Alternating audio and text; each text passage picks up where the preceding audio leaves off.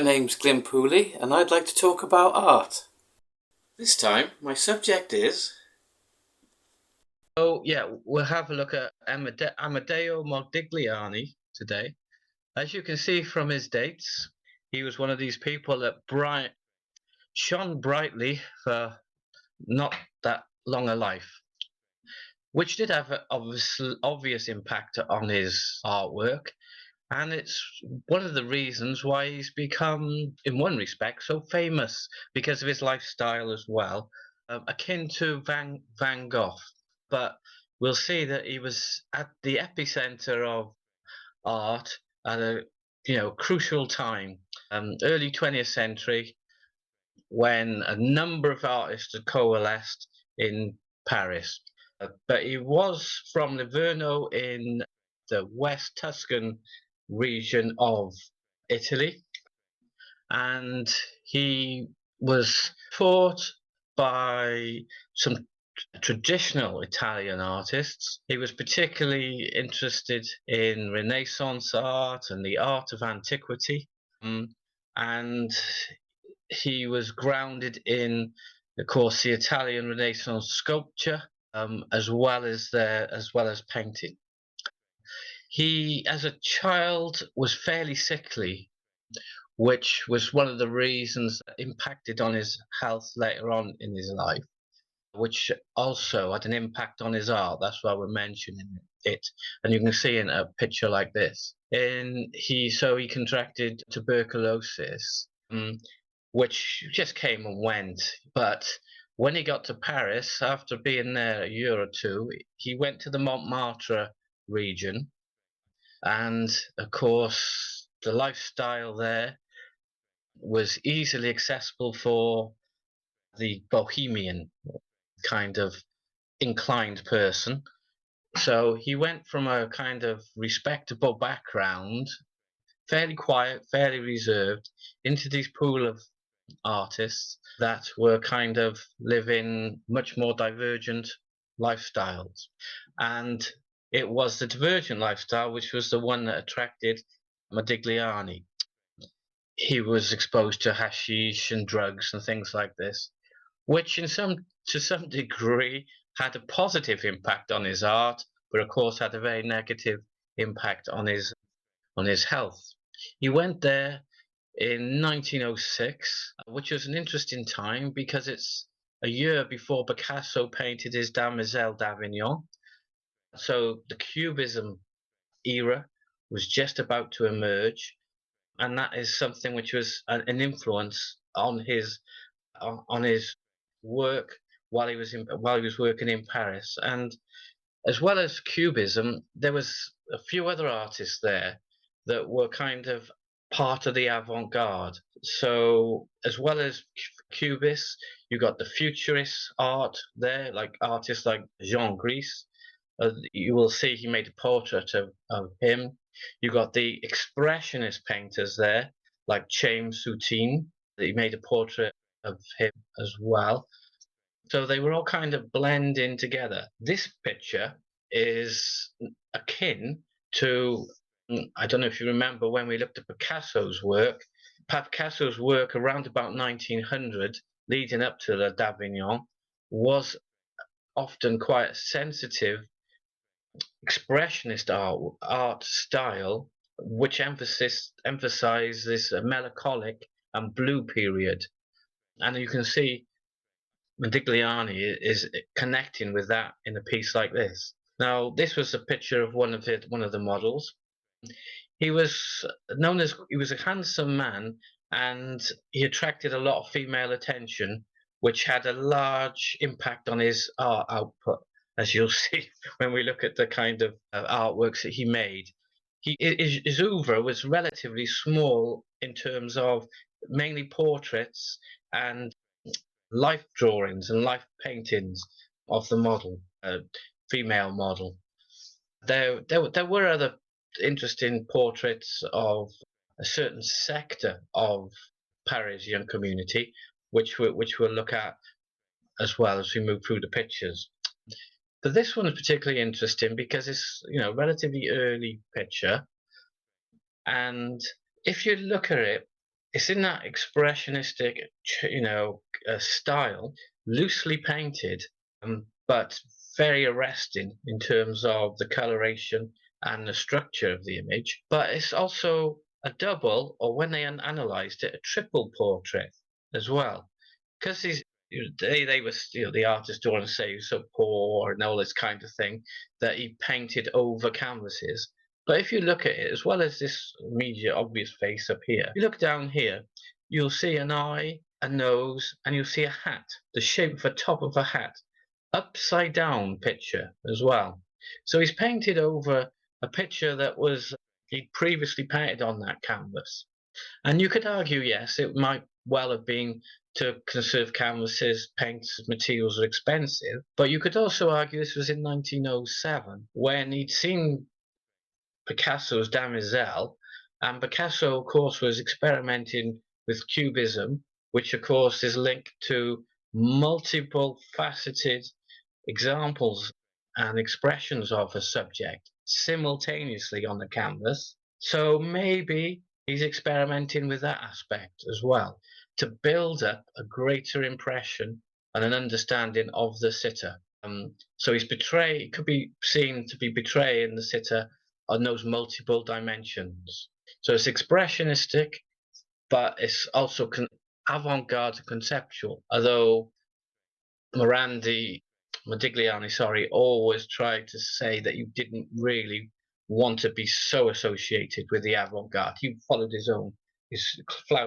followed his own path, which is true, but he's surrounded by the avant-garde as well. So here we have another early picture, which gives you an insight into some of his influences. We mentioned Renaissance art, and we'll go back to that. But the other influences for him were people like Paul Cézanne. Now, look at Paul Cézanne pictures. He's still alive in his pictures of Mount Saint-Ouen. And what you see here is a certain kind of coloration, muted colors, okay, and a certain kind of style as well. There's a sort of angularity, which later for Modigliani moves into a kind of curvilineous kind of quality. But the colors are muted, and also Cézanne looked at multiple perspectives. So the idea of those overlaying one thing against another, and the idea of time passing and looking at things and trying to capture the idea of time passing was included in the artwork. So these are the sort of things which he's exploring as well. He also kind of moves towards this elongation of the subject matter, particularly we'll see with the portrait. So we got this format where everything is kind of stretched, down vertically from top to bottom, which kind of is sort of manneristic quality, which is there to express more the overall kind of feeling and atmosphere the artist is trying to portray. It also can kind of emphasize a certain kind of elegance, or looking back to classical sculpture, substantiality to it, but it can also indicate a sort of substantial quality that combines movement as well. So looking at the elongated quality here and the expressionistic use of the brush mark, which are in evidence, so you can see the evidence of his brush marks on the canvas there. They're not all hidden like in polished Renaissance pictures. They're moving from one point to another, and they're left in sight. And you can start is particularly shown with the bow there, with this short little stub vertical marks going up and down. You can imagine that bow is vibrating across the strings. So these qualities are in his kind of painting technique, Cézanne-esque, the linear quality, the multiple perspectives slightly overlaid with each other, this elongation, and the marks which are in evidence, which are moving and shimmering, if you like, across the canvas. So those are some of his fundamental kind of influences, combined with African masks and African mask culture. We know Picasso was particularly heavily influenced by this, but of course in the earliest 20th century, late 19th century, a number of artists were. You know, there was something about the power of the African mask and the African culture that transcended the painting itself. It kind of gave it a kind of spiritual connection. The art object became something very, very real. The African masks, of course, are used in terms of the African masks were used in their spiritual ceremonies. They were used to bind communities together. They were there to kind of instigate mystical and magical worlds. This emphasis at the beginning of the 20th century, leading up to the First World War, was something which the artists were particularly kind of engaging with.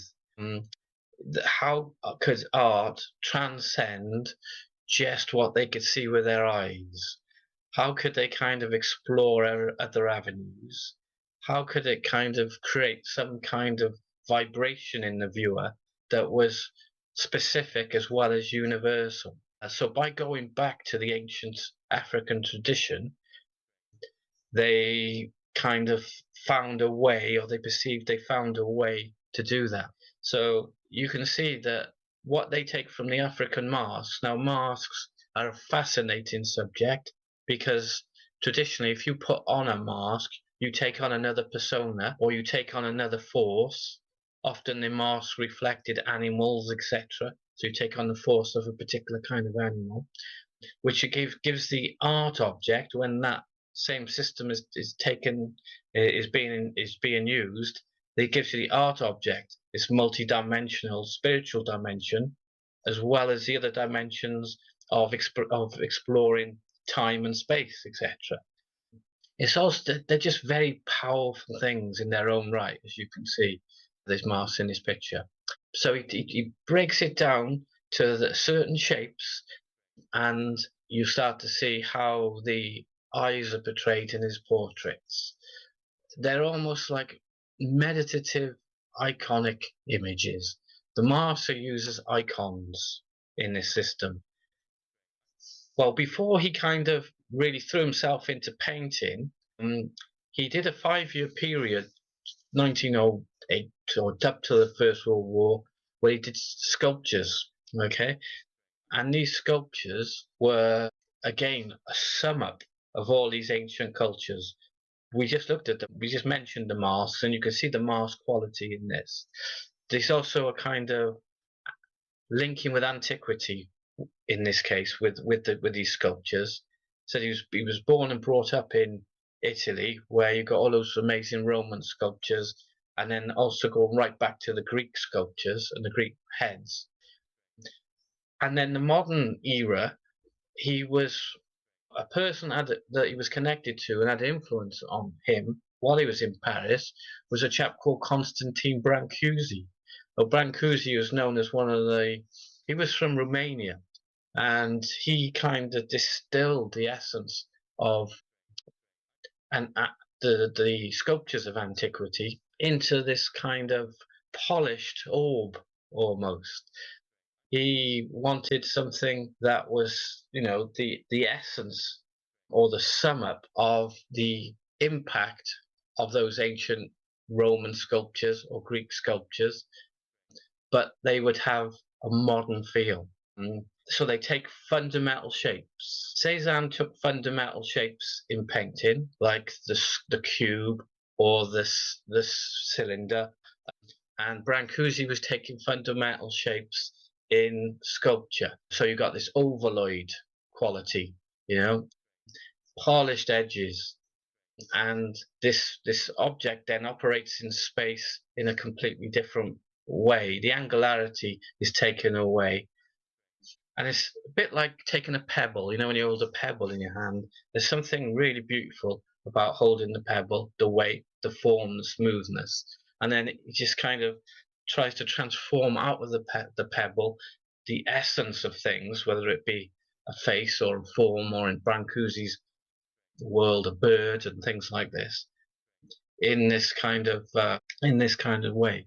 So we'll be able to see how this curvilinear and this egg shape and all this kind of thing that was being distilled then emerged into Modigliani's paintings. He stopped his paintings primarily because his health wasn't. He stopped his sculptures primarily because his health wasn't so good, and it was leading up to the First World War, so it was hard to get materials as well. Anyway, we're in the war period now, and he's making a portrait here, as you can see, of Picasso. And we've seen paintings and we've seen images and photographs of Picasso. He's distilled the essence of Picasso here, using those elements that we've just discussed. He's used the muted colors, he's used the expressionistic brush marks, he's taken it into the certain forms. We've also got this mask-like quality where behind the eyes is being suggested rather than defined. We're going introvert and inward to something deep and profound. This is some of the motivation behind the works. And then we get an image of Picasso, which tells of the Picasso character here. We can see this is someone who's strong, this is someone who's determined, all distilled in these kind of relatively simple shapes and marks. Same kind of process and same kind of quality in this picture of bride and groom. I suppose we should say that Modigliani was of Jewish heritage, and particularly on his mother's side, they were intellectuals that were from the Iberian Peninsula. We can mention that because it does have some kind of impact on his art, but they were obviously steeped in the Torah and the biblical traditions, and the bride and the groom and all the symbolic nature of that coming through the Jewish tradition has an impact. So he's drawn into this relationship between these two figures, but now he's given it this modern take. He's turned these icons into these almost two mask-like figures that kind of are having a dialogue with each other in a cubist kind of way. Because, for example, if you look at the bride's nose there, it's looking out perspectively to the right, as well as we're looking at the face straight on, and the same at the top here. So he's linked them together as a kind of jigsaw puzzle, but he's used, the traditional black that is often in evidence in the Jewish tradition, and as a way of pulling them together. Now, black has an incredible number of interpretations, We won't go into all of them, but, it can have an interpretation about something which is quite dark. It can have a kind of indication of something which is kind of infinite depths, and he's contrast that quality with the light, and his contrasts, which are again important, in an expressionistic way, where the evidence of the brush marks is all around it again. So the experience of his life are being shown, not hidden away by the actual hand of the artist, and these elements are being pulled together. So for us, look at the shapes, look at the forms, look at the mask-like quality, hinted at the symbols. Maybe if you're interested more in this artist, you'll just look into the depths of Jewish art and Jewish traditions, and even the Torah, as they say, and things like that, for that kind of resource. But it's the blending of these multiple kind of streams of traditions which has made his art so compelling. And here we have a portrait of the Spanish artist Juan Gris. He changed his name, Gris, when he went to Paris, Greece. It was Martinez, obviously, in Spanish, his original name. And Gris was one of the forerunners to the futurist movement. And we know futurism was all about energy. It was all about movement. So they took what Picasso kind of set in motion of cubism. They fragmented the form and then they repeated it and repeated it so it indicated movement. They also moved and transformed picture planes so that we can move across the canvas dynamically. For example, we know that a diagonal plane would move us swiftly across the canvas, whereas a horizontal plane will calm us down and make us more stationary. So the combination of those two little elements all the way through a canvas is almost like push-pull experience where you pull from one part of the canvas to the other at different kinds of paces. Okay, and he's done that again with this same kind of muted canvas colors, and at this stage, the emphasis on that dark and that black as well. This we'll see as it goes on. This deep, substantial coloration and the use of black was something he was always drawn to. Art historians have said that might be also to do with his character, but it's also part of his heritage. He also liked the black-haired women as well, as you see he painted them, his lovers and some of his wives, although he never had a traditional relationship in any sense of the word. I mentioned James Soutine earlier, the French artist linked with Belarus, an incredible expressionist painter, maybe something to another artist to discover and look at in some time in the future, who left his heart and soul on his canvas, particularly with his extreme brush marks, but again an influence for Modigliani. It's amazing how just with some relatively simple shapes and a muted tone, but clear precision looking at an expression on someone's face, you can tell so much about the character that he is portraying. Looking at James Soutine there, you would not think this is someone that works in the civil service. Yeah, you'd have an idea that he's got a different kind of life path in front of him. Whether it's this dishevelled tie and the angularity of his tie within his shirt there, his slightly ruffled hair, etc. Maybe his penchant for absinthe. Also, Modigliani liked the absinthe as well. So kindred spirits, etc. All those things are just hinted at and noted at in the canvas, which makes it this strong, rich experience. We also start seeing now this elongation of the neck here. Now that's a classical motif. I put this in because it's always nice to see a drawing as well.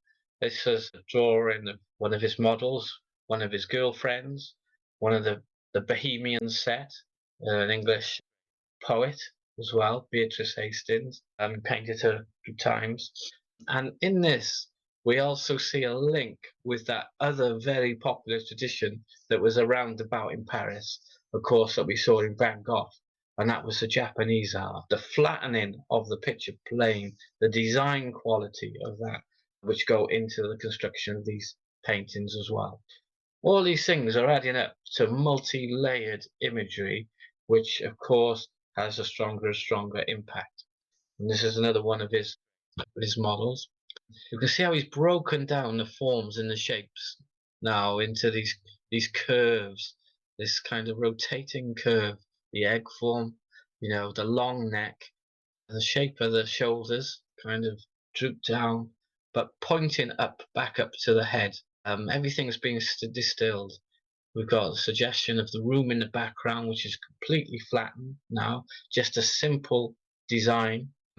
Dark hair again, dark shapes, which had a certain kind of melancholy to a scene, which melancholy done in the right way in a painting often leads to a certain gravity in it as well. But it's the movement of these forms which are kind of captivating to us, as well as the close psychological observation of those figures, face, eyes, head. This is not just a surface picture. This is a psychological study of a real person who's being revealed on the canvas there, with just a hint of those black eyes, the tiny little bits of light on them shining out to us, and we're connecting to that in a rich way. You know, same kind of patternation, same kind of structure here. We start to see the language being used, the black hat, again, the blackness in the background. But here we got this wonderful blue in the eyes and in the necklace. Now, you know, in Renaissance art, the blue is used as a symbol of elevation, a symbol of unity, the universe, of expanding into space, all those kinds of qualities. And this is a portrait of his, I don't know if she actually was his wife, but she was with him for a couple of years. She was one of the main women in his life. He met her when he was in his early 30s. I think she was only about 19, but they had a child together, and she lived with him for a few years, which must have been incredibly difficult because of his kind of character. When you, I think, you know, again, if you're interested in this artist, there's quite a lot on him. There's been a number of novels written about him. There's also been a few films made, and they really, you know, the films just emphasize the dramatic kind of lifestyle he was having with his flamboyant dress when he arrives in Paris. Then he becomes this bohemian kind of living for the moment kind of person in the Montmartre area. When he gets drunk, he does all kinds of weird and crazy things. He strips naked and he dances all over the place, etc. There's that side of him which the filmmakers love, but of course that is all part of him. But it's rooted in all these ancient traditions and forms and structures and studying of art that he's managed to kind of distill. And then the story of all those other artists being there at the same time gives it this extra richness. So this person, of course, well, this model was in right at the center of it, and she was a muse for him. And you can see how the stylized nature of his painting is really taking full blossom here. We talked about the curvilinear quality, and we mentioned about the dynamic quality of futurism, being able to move you around the canvas, the diagonals, etc. A curve and a diagonal, put them together. This person, this that's being portrayed, now becomes a living form. You know, it's almost like we think, oh, in a second, she's going to move her head to the left or to the right. In a second, that hand down here is just about to move. She's moved into a place, into a position, an apprehended position that he's caught, and then she's going to move somewhere else. So all these things add a certain dynamic quality to it. You can also just hint at how thick the paint is being applied here in the background. There's some shadowing, layering up the paint so that the paint has got the three-dimensional quality to itself in its own right. So as the light hits that, of course, it casts its own little reflections. So if you want to have a go at making a picture in the style of Modigliani, bear that in mind. He makes heavily textured impasto paintings on his canvases, okay, for this kind of quality where the brush marks are in evidence and the stylizations are these curves and these diagonals that we're seeing based on the ovalloid and linked up to the African masks.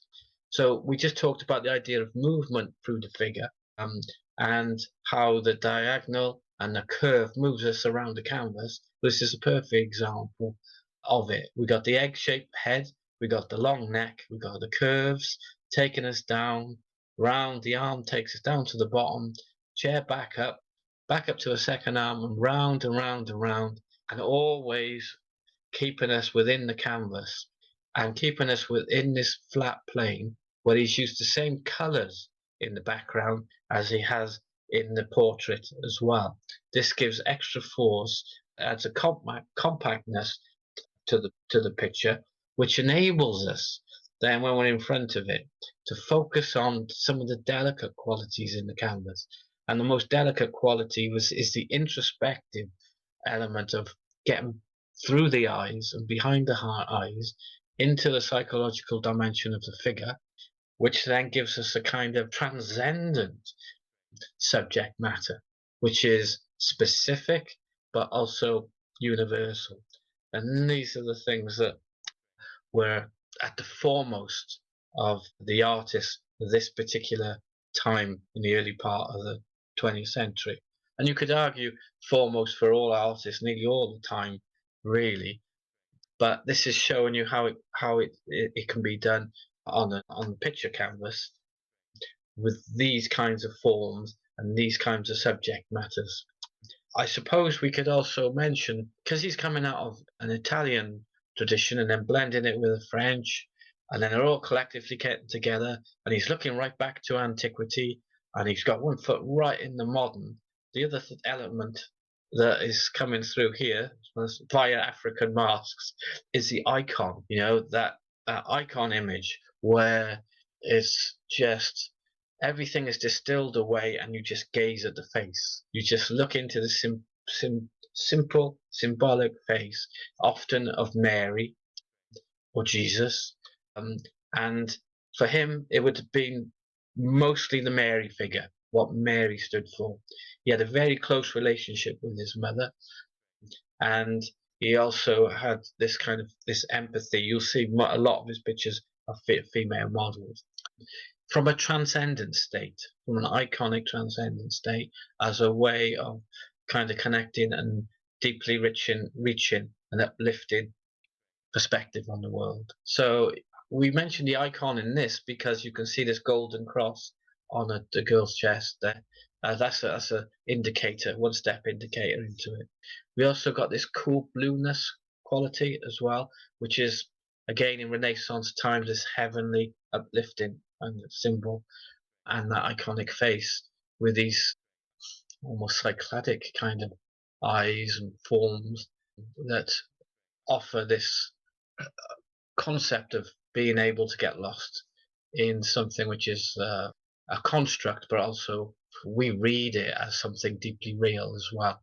And he's just framed the face with the hair. And if you get to see a close up of this picture, you'll see that he's used the end of his brush to score into the canvas to create these lines in the hair, which gives an impression of how stiff and how thick the paint is, for the reasons that I mentioned earlier. Another one of Jenny. They had, as I said, they had a child together around about this time, and yeah, it was tragic, their relationship, because obviously he didn't live that long. And then just after he died, she died as well. She committed suicide. She threw herself out of a floor window because she couldn't cope. But she had an unborn child inside her, which was particularly sad. But their daughter was then taken on by another family member, who then went on to write a best-selling book about Modigliani. So there was light at the end of the tunnel, if you like, the way that went. But here she sat in the bedroom or in the room with, again, characteristic black dress, the elevated blueness, the elongated neck, the ovaloid kind of shaped head, that long nose element that we saw in the sculpture. In the background, though, there's white, the heavenliness of white, with this form, this Jewish form in the background, with this kind of almost like heavenly wings on the bed, where, no matter how much suffering, there's always hope going on as well. So there's multiple readings you can have these kinds of images. This is an interesting one in terms of the flow and how abstract the design is here. It looks like, as we looked at, remember we looked at Art Deco? Forerunner to like Art Deco, where everything's turned into these curvilinear forms. And, look at the shape of the shoulders. They're just nothing more than a triangle now, taking us down, but we still read them as shoulders. All the things that apply in terms of moving us around the canvas, with where the arms are taking us down and then back up again. The editing away of the complexity of a fan into this simple, almost like shell-like shape. And that's one of the major jobs of an artist, of course, and one of the most difficult ones, is to, taking that phrase, edit away the unnecessary so the necessary can speak. We're always trying to find some kind of clear vision, so we got something to connect with our audience and our viewers and our community through our art. the clearer we are with what we want to say, the more clearly they will respond to it. But as we know, just choosing a picture to make can be incredibly difficult, let alone finding your own style within that, which is a style that communicates with an audience. That's why looking at these artists is, really useful, and taking on board the fact that they have looked at traditions in art as well, the traditions that have stood the test of time, they know work, and then they brought them into their own artwork and their own forms as well. So if we do that and bring elements of that, it'll have an impact on us. As I said, it's easier to talk about, it's easy to say, but it's not easy to do. But one of the ways to do it is to make sure you make enough art, is to make sure you make enough paintings. Because if you don't make them, you might have concepts in your head, but they won't get out into the real world.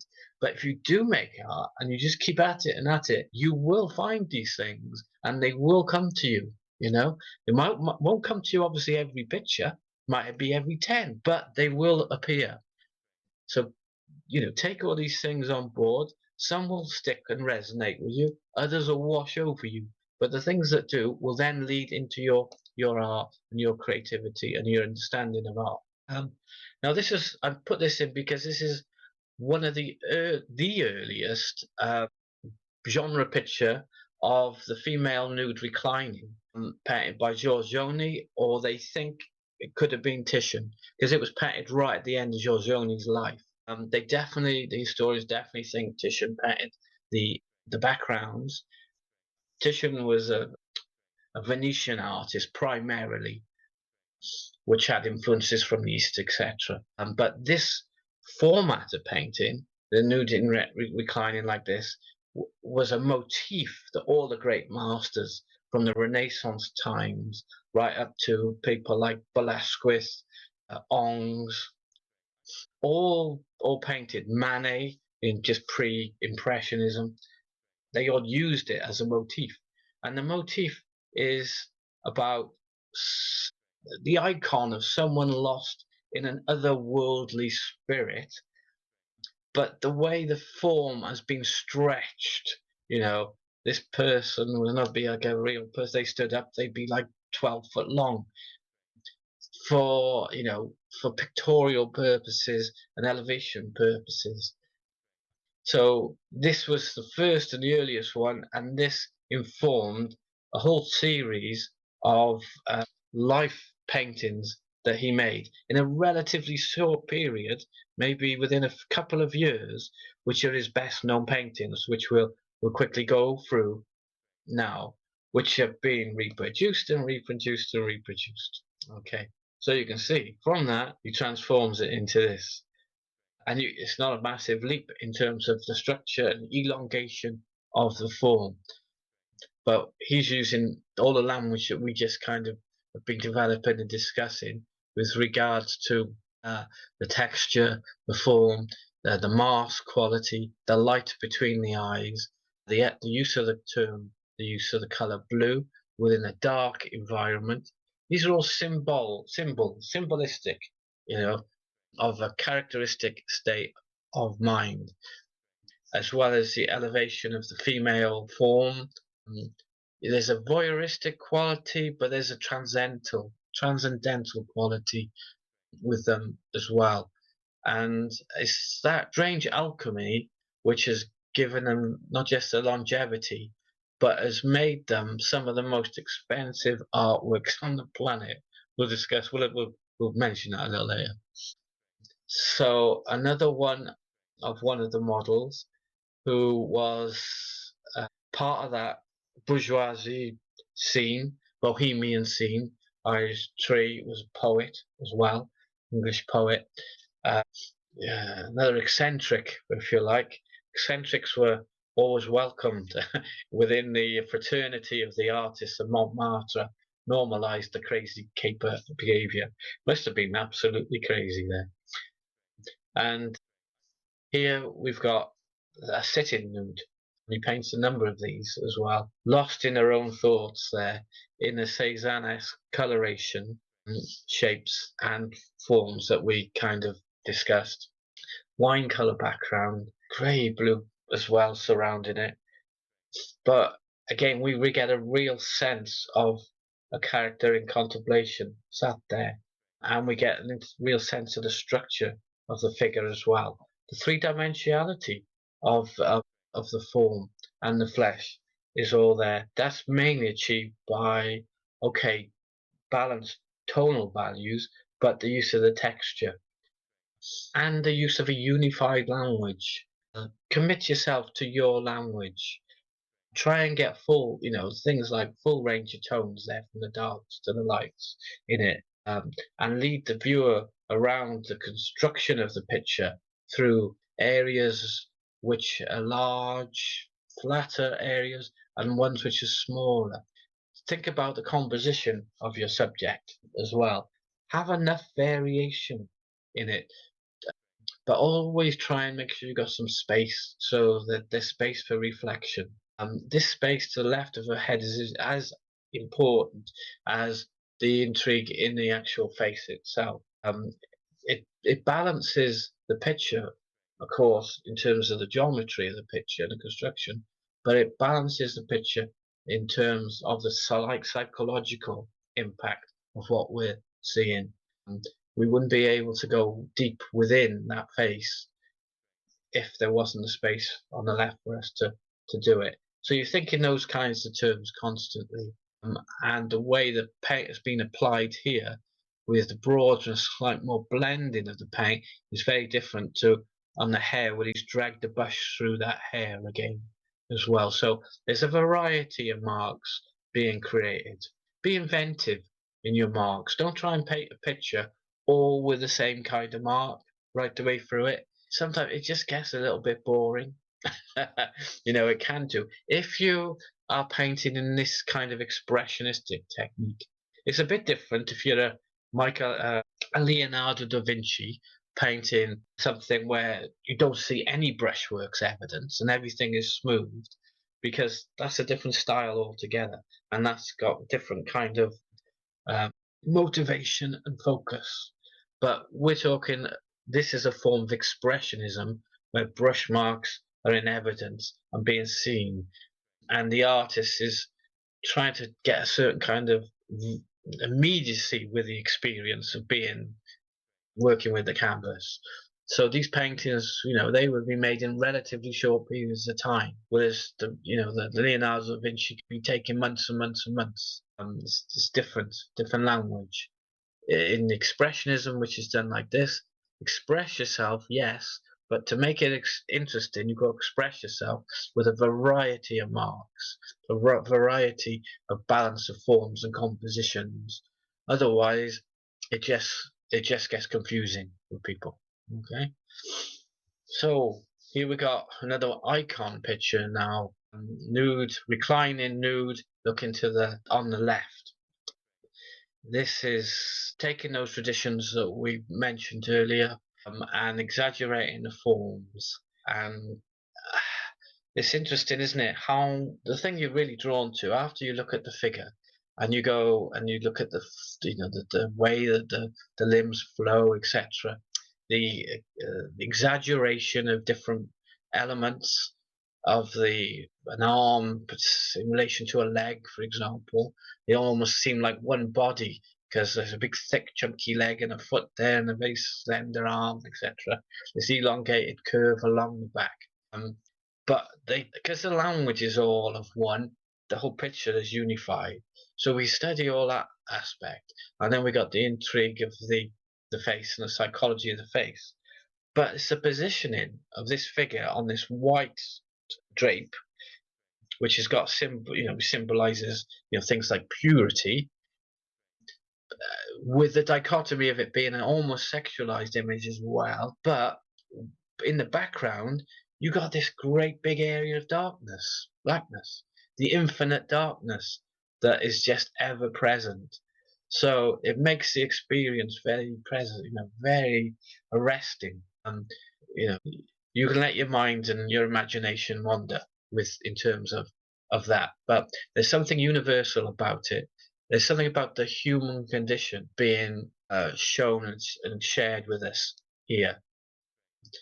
A number of his nudes are related around the figure in the studio being portrayed, maybe after some sexual activity, and the kind of joy that joy to come from that, and the state of a certain kind of relaxed bliss, but also that's combined with the ever-present darkness which is there as well. So it's the day and the night of our life's experiences. It's the good and the bad. It's the permanent. It's the impermanent blending together, which gives these images the impact that they do. Again, you can see it in this. Forms are there. This time is cut off forms in parts, which now, of course, also you've got recompositioning taking place because of the introduction of photography as well, which, like people like Degas used in the 1890s, etc. But it becomes also part of the visual language. But we've got the form being explored and expressed. We got the same motifs of this white surface that she's laying on, but again, infinite blackness in the background. This is powerful when you kind of link it up to all the other traditions that we've mentioned through this talk. And then this image, which has been reproduced a credible amount of times, incredibly popular in certain areas, and this is one of the most expensive pictures. I think somewhere in the region of 150 to 160 million this painting went for, in around about, I can't remember, 2017, 2018, something like that. That's incredible how the art market values something like this in this way, because they can add all this story to it, the artist's life, the bohemian life, the artist paying with his life in a large degree to make these artworks, but also all these traditions that can be added onto it as well. And then the iconic image that is produced. Once you've seen an image like this, it's not easy to forget. It burns into you. There's something about it, something captivating about the head, the way the form is on the canvas, all the components that we just discussed with the light and the dark, the squiggles at the bottom there, which could be seed as well as anything else, all part of this grand narrative of what it is to be alive, and what it is to live, and all coming together in this image. Another one which went for silly money, but you get this sense of this real iconic person sat in this flattened space, but in their thoughts there's something real. There's something going on behind the eyes, which is so strong as well, that enables us to kind of also appreciate the physicality of the flesh, but also the universality and the timelessness of the contemplation behind the eyes. The warmness of the background just gives a sense of an activity and an experience, and things like passion and connection and all those kinds of things, all just brought down to its essences. Again, similar kind of iconography being used, strong evidence of we mentioned the expressionistic brush marks. You can see it's just a squiggle the way the paint's been put on in the background. That's just a moment. What's that, a 2-second or a 5-second moment is being put into this canvas, which lives on for 100 years plus now. Moments have been captured, one on top of the other. Moments have been captured, one mark after another mark, in this infinite universal form that we can all kind of relate to. And the look on this lady's face as well, absolutely intriguing, questioning. You can read into it, or wherever you might bring all your experiences to that, but there's space for it as well. What's she thinking? What's just happened? What is the world? What's the meaning of the existence? All this kind of thing is all potentially in evidence here for us to kind of look into. And then this another iconic one. just this kind of way that the form flows over the surface, a little bit like the Tuscan landscape. Anyone that's been lucky enough to go there and see how those lovely rolling hills and their ambers and their ochres work across the light, particularly when the light's beautiful. This is how he's painting the human form in this. So nature is linked into it, landscapes linked into it, antiquities linked into it, African masks are linked into it, all the other things that we just mentioned are there. And again with this one, you could also make a link with this one as well with the other French artist that we looked at quite a while ago, and that's Gauguin with his Tahitian women. Look at some of the faces on them, and look at the way the paint's been painted there. And then we saw that Gauguin went to the big paintings in the end, which were all about the mystic and the mysticism of life's intrigue and interest. Where we come from, where do we go?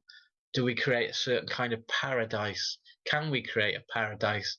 Can we become enlightened on this earth?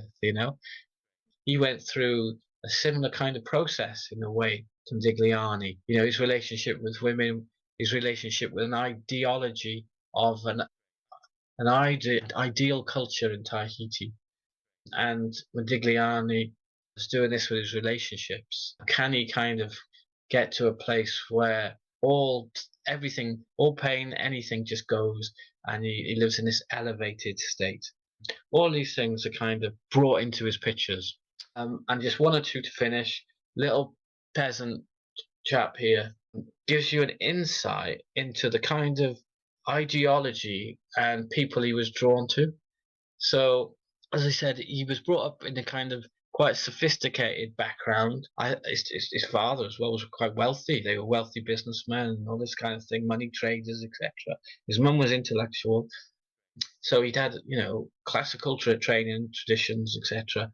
But he associated with, the simplicity, the earthiness of a little peasant boy here, or man here, or as was seen a second, a gypsy, someone that was on the outskirts of life, away from the cultivation. For him, it was like the only way to get to some truth was to go through the grimy, dirty underbelly of life in a way. And something that was kind of too fixed and idealized and perfect couldn't take you to the ultimate source of creativity. It almost like a volcano underneath had to erupt so that you could find those nuggets of truth and gold. So to have that, you need to be pure of mind, honest of action.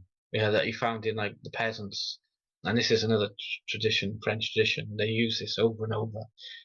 And then the insight of the gypsies. The gypsies are known for their crystal balls. They're looking into the future, their ability, their connection with nature, and their kind of intuitive quality that they have kept because they've kept away from other forms of education that can get in the way of your connection and your link with the nature and the natural world in a real sense. The gypsies I know and I've met in my life, they can, for example, tell you the names of all the trees, all the berries, all the flowers, all the animals, when they grow, what they grow into, etc.